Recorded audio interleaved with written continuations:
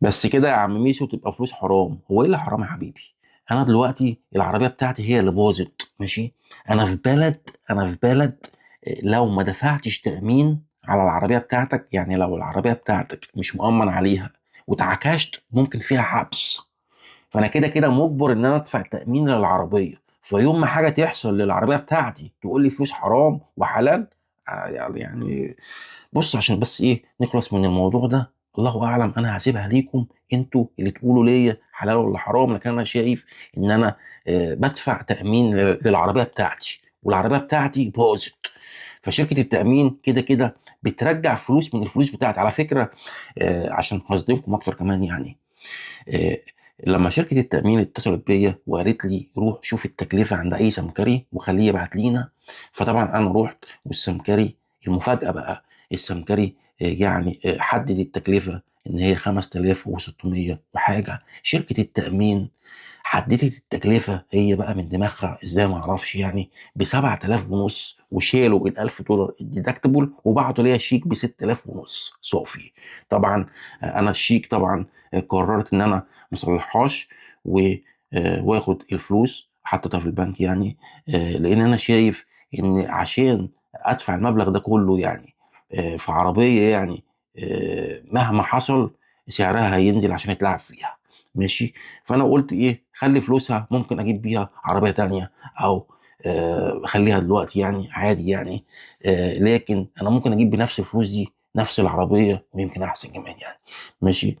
لكن وعلى فكرة بس عشان ايه الناس اللي بتصطاد في الميه العكرة اللي عايشين في امريكا، لا مؤاخذة بقى، شوية يعني بلاش امسك نفسك يا عم ميسو. اللي بيهددوني يعني وكده يعني. شركة التأمين نفسها عارفة بالكلام ده، ماشي. أنا مش واحد ابن امبارح في أمريكا.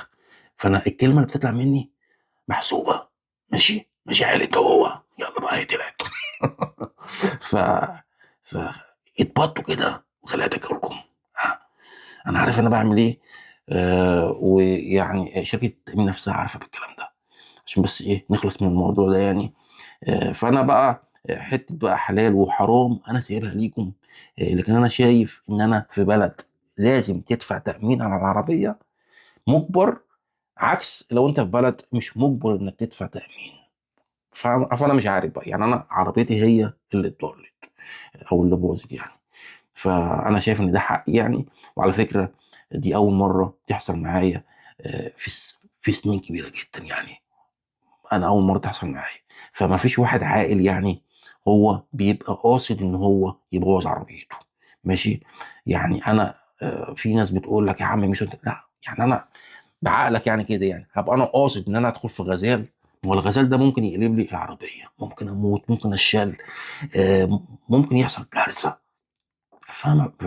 على فكره في ناس بتعملها يعني. لكن انا اللي يعمل كده انا بقى شايف ان ده اللي حرام. لكن انا حاجه ماشي عادي، وبعد ما عديت الغزال خش في العربيه، الحمد لله الحمد لله.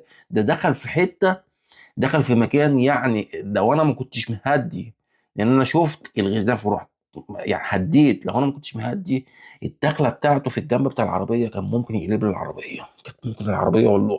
فالحمد لله يعني جت على خير يعني. كانت خبطه خفيفه. لكن مفيش حد بيبقى قاصد ان هو يعمل كده يعني عاقل. مفيش حد عاقل بيبقى قاصد ان هو يعمل كده. وفي ناس بتبقى قاصده تعمل كده. الناس دي ناس طبعا الفلوس بالنسبه لها هتبقى حرام، لان هو قاصد ان هو يعمل كده. واعرف ناس عملتها يعني. لكن هم راضيين بكده. لكن انا ما ينفعش اعمل كده وابقى قاصد ان انا اعمل كده، لان هتبقى ساعتها فلوس حرام. عشان بس ايه ما اطولش عليكم وما صدقتكمش وعمال اعيد في الكلام وازيد فيه. ف... فالواحد دسي بدأ منين ونهى فين. هنشوف بقى، هننزل الفيديو على كده بقى وربنا يستر. فيعني ان شاء الله انا رايح الشغل النهارده بالليل، فهنام لي ساعتين كده تاني كده عشان ابقى فايق وانا شغال بالليل النهارده يعني. وانا بحبكم جدا جدا والله يعني. وربنا يا رب يكرمكم جميعا ويوفقكم، وحته الحلال والحرام انا هسيبها ليكم. انا مع ان انا شايف ان هي يعني ده حقي على فكره. وعلى فكره بقى الصدمه الكبيره، انا مش عايز اقول لك انا بدفع تامين كام على العربيه، لان في ناس في امريكا هيجي لها شلل.